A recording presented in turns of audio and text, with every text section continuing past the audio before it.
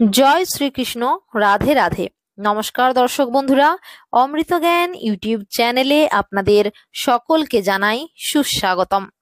বন্ধুরা, আজকের এই অনুষ্ঠানে আলোচনা করব মূলত দুটো বিষয় নিয়ে। নাম্বার 1, চৈত্র মাসে একটি বিশেষ গাছের কথা বলবো, অবশ্যই গৃহে লাগিয়ে রাখুন, পারিবারিক আয় উন্নতি বৃদ্ধি পাবে। এবং দ্বিতীয়ত বিষয়টি হলো, এই চৈত্র মাসে দুটো জিনিস ঘর থেকে বার করবেন না বা কাউকে দেবেন না, নতুবা পারিবারিক অশান্তি, আয় উন্নতি, কর্মক্ষেত্রে জায়গা একেবারেই বিধ্বস্ত হয়ে যাবে।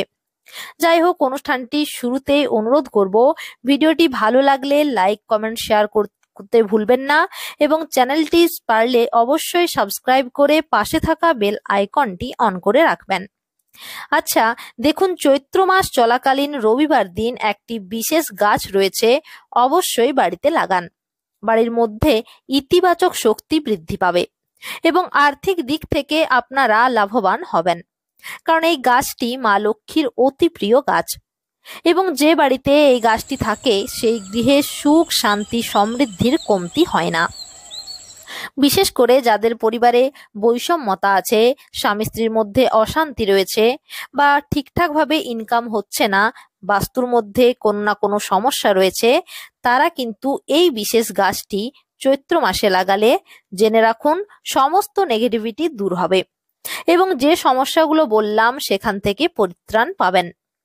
তবে গাছটি লাগাবার পর 6 মাস থেকে 1 বছর অপেক্ষা করবেন।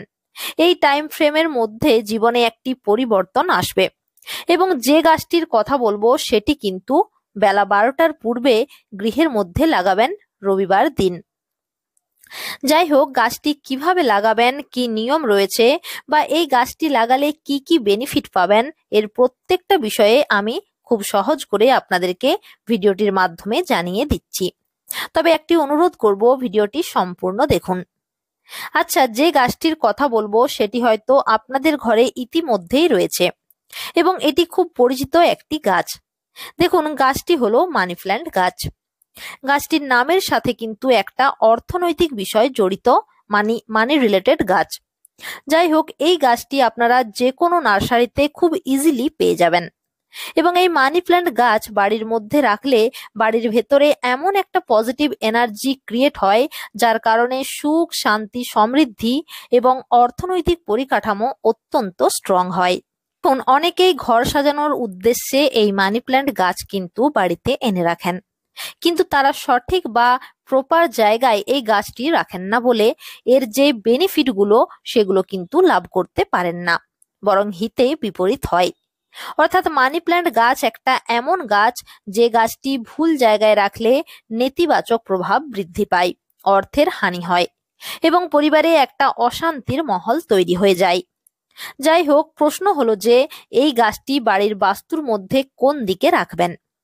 দেখুন, আমাদের বাস্তুর মধ্যে দক্ষিণ পূর্ব কোণটাকে আয় উন্নতি বৃদ্ধির বা কর্মক্ষেত্রে উন্নতি বৃদ্ধির কারক দিক হিসাবে গণ্য করা হয়। তো সেক্ষেত্রে মানি প্ল্যান্ট গাছ সবসময় বাড়ির যেটি দক্ষিণ পূর্ব কোণ রয়েছে, অর্থাৎ সাউথ ইস্ট কোণ, সেই কোণে কিন্তু এই গাছটিকে রাখবেন। এর ফলে দেখবেন পারিবারিক আয় উন্নতি বৃদ্ধি পাওয়ার সাথে সাথে সংসারে বাজে খরচের প্রভাবটাও কমে যাবে। অর্থাৎ টাকা পয়সার যে অপচয় হয় সেটি কিন্তু আর হবে না। শুধু তাই নয়, দক্ষিণ পূর্ব কোণে এই মানি প্ল্যান্ট যদি আপনারা প্ল্যান্ট করতে পারেন, অর্থাৎ রোপণ করতে পারেন, তাহলে কর্মক্ষেত্রে উন্নতি হয় এবং টাকা পয়সা উপার্জনের সুযোগ সুবিধাগুলো কিন্তু মানুষের জীবনে লাভ হয়। অর্থাৎ বিভিন্ন পথ অর্থ লাভের সম্ভাবনা পথে বৃদ্ধি পায়। দেখুন, অ্যাসপার বাস্তু মতে বাড়ির যেটি দক্ষিণ পূর্ব দিক বা পূর্ব দক্ষিণ দিক সেটাকে বলা হয় অগ্নিকোণ এবং এই অগ্নিকোণটিকে রিপ্রেজেন্ট করে ভেনাস প্ল্যানেট, অর্থাৎ শুক্র গ্রহ। আর এই শুক্র গ্রহ মানব জীবনে সুখ, সুবিধা, লাক্সারিয়াল ব্যাপারগুলো বা টাকা পয়সা, অর্থনৈতিক কেরিয়ার, এগুলো বিল্ড আপ করতে শুক্র গ্রহ কিন্তু বিশেষভাবে ভূমিকা রাখে। সেহেতু এই মানি প্ল্যান্ট গাছ অগ্নিকোণ অর্থাৎ দক্ষিণ পূর্ব বা পূর্ব দক্ষিণের কোণে এই মানি প্ল্যান্ট গাছ বাড়ির বাস্তুর ফ্রন্টে রাখতে পারেন। তাহলে বাড়ির যে প্রধান আয়কর্তা, যিনি গার্জেন, ওনার শুক্র গ্রহ অত্যন্ত স্ট্রং হয়।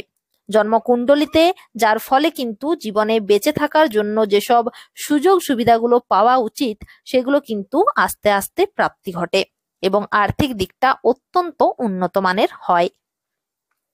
এছাড়াও আরো একটি বিষয় মাথায় রাখবেন, এই মানি প্ল্যান্ট গাছটির পাতাগুলি যত সবুজ থাকবে ততই জানবেন আপনাদের পরিবারে পজিটিভ শক্তি উত্তরোত্তর বৃদ্ধি পাচ্ছে। অন্যদিকে এই গাছের পাতা যদি বিবর্ণ হয়ে পড়ে বা হালকা সাদা বা হলুদ হয়ে যায় তাহলে জানবেন আপনারা ভুল জায়গায় ভুল দিকে এই গাছটিকে রেখেছেন, এর যত্ন আত্তি ঠিকঠাক ভাবে করছেন না।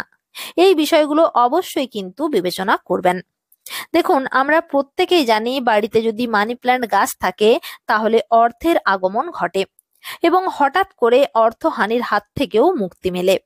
সুতরাং এই গাছটিকে বাড়িতে রাখলে অবশ্যই যে বিষয়গুলো আপনাদের সঙ্গে আলোচনা করলাম সেগুলো একটু মাথায় রাখবেন, তথা নিজের আর্থিক ভাগ্যকে সুদীর্ঘ করতে অতি অবশ্যই আপনারা এই মানি প্ল্যান্ট গাছ নিজের গৃহে লাগান।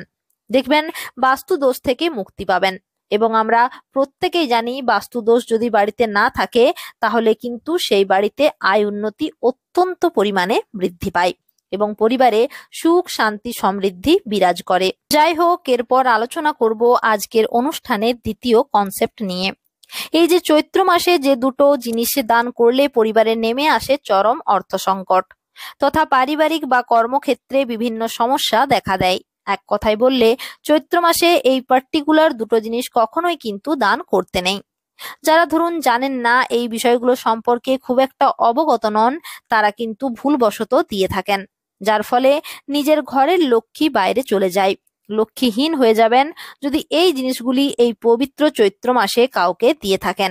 সে যত বড়ই আপনার আত্মীয় পরিজন হোক না কেন, এই চারটি জিনিস কিন্তু ভুল করেও কাউকে এই চৈত্র মাস চলাকালীন কখনোই দেবেন না।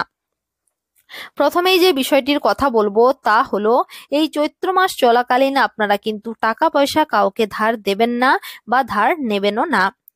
আপনার বন্ধু বান্ধবী আত্মীয় পরিজন যেই হোক, এই মাসে কিন্তু আপনাদেরকে কখনোই কাউকে টাকা পয়সা ধার দেওয়া চলবে না। কারণ আপনারা নিজেরাই দেখবেন বড় বড় যারা ব্যবসায়ী হন, যারা উচ্চপদস্থ কর্মচারী, তারা প্রত্যেকেই কিন্তু এই চৈত্র মাসে টাকা পয়সা নিজের হাতে সঞ্চয় রাখে এবং যদি কাউকে খুব এমার্জেন্সি কারণবশত অর্থ সাহায্য স্বরূপ দিয়ে থাকে সেই অর্থ কিন্তু পহেলা বৈশাখের আগে নেওয়া উচিত। এমনটা মনে করা হয় আপনারা যদি এই পবিত্র চৈত্র মাসে অর্থকে আপনারা ঘরের লক্ষ্মীকে অন্যের হাতে তুলে দেন, সেক্ষেত্রে মাতা লক্ষ্মী আপনাদের উপর অত্যন্ত রাগান্বিত হবেন। সুতরাং আপনারা কিন্তু চৈত্র মাস চলাকালীন কখনোই অর্থ কাউকে দেবেন না এবং কারো কাছ থেকে নেবেনও না। দ্বিতীয়ত বলবো নিজের স্ত্রীর আভূষণ বা গহনা। আভূষণের উপর মাতা লক্ষ্মী বাস করে থাকেন। মহিলার নিজের মঙ্গলসূত্র বা নিজের স্বামীর চিহ্ন অথবা পায়ের পায়েল বা তোড়া এইসব জিনিস কোনোদিন কাউকে দেবেন না। এইসব জিনিস আপনাদের স্বামীর কাছে অত্যন্ত মূল্যবান জিনিস, তাই এইসব জিনিস দান করা সঠিক বলে মনে করা হয় না। কারণ এমনটি করলে মাতা লক্ষ্মী অত্যন্ত রাগান্বিত হন এবং সেই গৃহ পরিত্যাগ করেন। তৃতীয়ত যে পয়েন্টটি আপনাদের সামনে তুলে ধরবো তা হলো, চৈত্র মাস চলাকালীন এমনটা মনে করা হয় সরিষা কাউকে দেওয়া উচিত নয়। এমনটা অনেক সময় আমাদের বাঙালি গৃহস্থে হয়ে থাকে যে পাড়া প্রতিবেশী বা পাশাপাশি কোনো আত্মীয় পরিজন রয়েছে যারা হয়তো হঠাৎ করে এসে রান্নার উদ্দেশ্যে সরিষা চেয়ে বসেন।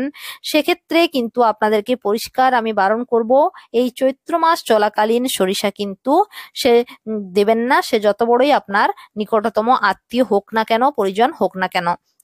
এতে কিন্তু আপনাদের পরিবারে আপনাদের আর্থিক উন্নতিতে খারাপ প্রভাব পড়তে পারে। ঠিক তেমনি অন্যের কাছ থেকে সরিষা নেবেনও না, কারণ এই সরিষা যদি আপনারা আদান প্রদান করে থাকেন, দেওয়া নেওয়া করে থাকেন, তাহলে কিন্তু আপনারা নিজের দুর্ভাগ্যকে নিজেরাই ডেকে আনবেন। চতুর্থ জিনিসটি হলো ঝাড়ু বা ঝাঁটা। আজ্ঞে হ্যাঁ বন্ধুরা, এই জিনিসটি কাউকে দেবেন না, কারণ বাস্তুশাস্ত্র মতে এমনটি করলে মাতা লক্ষ্মী রাগান্বিত হয়ে আপনার বাড়ি থেকে চলে যেতে পারেন। শুধু দর্শকবৃন্দ, বাড়িতে ব্যবহার করা ঝাঁটা কখনোই কাউকে দেওয়া উচিত নয়, তা না হলে ফল খারাপ হতে পারে। পঞ্চম যে জিনিসটির কথা বলবো তা হলো, এই চৈত্র মাসে আপনারা ভুল করেও ঠাকুরের কাজের ব্যবহৃত কোনরূপ জিনিসপত্র কাউকে দেবেন না। যেমন ধরুন ঘন্টা, শঙ্খ, পিঁড়ি, প্রদীপ এইরূপ টাইপের জিনিসগুলো কিন্তু কখনোই কারোর সাথে শেয়ার করবেন না। দেখুন এগুলির মধ্যে অত্যন্ত পজিটিভ এনার্জি থাকে এবং এমনটা মনে করা হয় আপনারা যদি এই জিনিসগুলো অন্যকে দিয়ে দেন এই চৈত্র মাস চলাকালীন, তাহলে কিন্তু নিজের বাড়ির পজিটিভ এনার্জি অন্যের ঘরে চলে যাবে, যার ফলে আপনাদের গৃহে নেগেটিভ এনার্জির পরিমাণ বৃদ্ধি পাবে, যার ফলে নানা রকম অশুভ জিনিসগুলি আপনাদের সঙ্গে কিন্তু হতে থাকবে। অর্থহানি হবে, বাজে খরচ বাড়বে, হঠাৎ হঠাৎ করে কোনো বিপদ আপদ আসতে পারে, মান সম্মান হানি হতে পারে সামাজিক স্তরে, বা হয়তো পারিবারিক কলহ, দাম্পত্য কলহ, সন্তান সন্ততিদের সঙ্গে বাবা মায়ের সম্পর্ক খারাপ হওয়া, বা পরিবারে অত্যন্ত অর্থকষ্ট, এগুলো কিন্তু নেমে আসতে পারে। সুতরাং এই বিষয়গুলো মাথায় রাখবেন। এই চৈত্র মাস চলাকালীন আপনারা কিন্তু ভুল করেও ঠাকুরের কাজে ব্যবহৃত কোনো জিনিসপত্র দেবেন না। ষষ্ঠ জিনিসটি হলো লবণ। আজ্ঞে হ্যাঁ বন্ধুরা, এই লবণ কিন্তু আপনারা ভুল করেও কাউকে এই চৈত্র মাস চলাকালীন দেবেন না। দেখুন লবণের মধ্যে অনেক প্রকার পজিটিভ এনার্জি বিদ্যমান থাকে এবং বিভিন্ন প্রয়োগাদি বা করার ক্ষেত্রে লবণের ব্যবহার করা হয়। সুতরাং লবণ শুধু যে রান্নার স্বাদ বাড়াতে কাজে লাগে তা কিন্তু নয়। এই লবণের মাধ্যমে পরিবারের মধ্যে অনেক প্রকার পজিটিভ এনার্জি সৃষ্টি হয়। একই সঙ্গে আপনাদেরকে জানিয়ে রাখি, এই লবণ হলো মাতা লক্ষ্মীর স্বরূপা। তাই লবণ যদি আপনারা এই চৈত্র মাস চলাকালীন কাউকে দেন, তাহলে মাতা কিন্তু খুব অত্যন্ত রুষ্ট হন, যার ফলে পরিবারে অর্থ কষ্ট, বাজে খরচ, দাম্পত্য কলহ এগুলো কিন্তু অনেকাংশেই সৃষ্টি হয়। সুতরাং কোনো পরিস্থিতিতেই আপনারা লবণ কিন্তু কাউকে দেবেন না। সপ্তম জিনিসটি হলো চাল। আজ্ঞে হ্যাঁ বন্ধুরা, শাস্ত্র মতে চালকে মা লক্ষ্মীর স্বরূপা বলে চিহ্নিত করা হয়েছে। যদি আপনারা ভুলবশত এই চাল এই চৈত্র মাস চলাকালীন কাউকে দিয়ে দেন, সেক্ষেত্রে আপনাদের জীবনে কিন্তু নানান রকম সমস্যা, সামাজিক সমস্যা হতে পারে, অর্থনৈতিক সমস্যা আসতে পারে, কর্মক্ষেত্রে সমস্যা আসতে পারে ইত্যাদি বিভিন্ন রকম সমস্যায় কিন্তু আপনারা জর্জরিত হয়ে যেতে পারেন। দেখুন শাস্ত্র মতে এমনটা মনে করা হয়, আপনি যদি কাউকে এই চৈত্র মাসে চাল দান করে থাকেন, তাহলে আপনি নিজেই নিজের হাতেই আপনার ঘরের লক্ষ্মীকে অন্যের হাতে তুলে দিচ্ছেন, এমনটা মনে করা হয়। এবং এইরূপ কাজে স্বয়ং মা লক্ষ্মী রাগান্বিত হন এবং সেই গৃহ ছেড়ে চলে যান, যার ফলে পরিবারে আর্থিক সংকট, দারিদ্রতা ইত্যাদি নানা রকম ভয়ঙ্কর সমস্যাগুলো সৃষ্টি হয়ে যায়। যাই হোক বন্ধুরা, আজকের ভিডিওটি এখানে শেষ করলাম। যদি ভিডিওটি ভালো লেগে থাকে তাহলে লাইক, কমেন্ট, শেয়ার করতে ভুলবেন না এবং পাশে থাকা বেল আইকনটি অন করে রাখবেন। ঈশ্বর আপনাদের প্রত্যেকের মঙ্গল করুক। নমস্কার, ধন্যবাদ।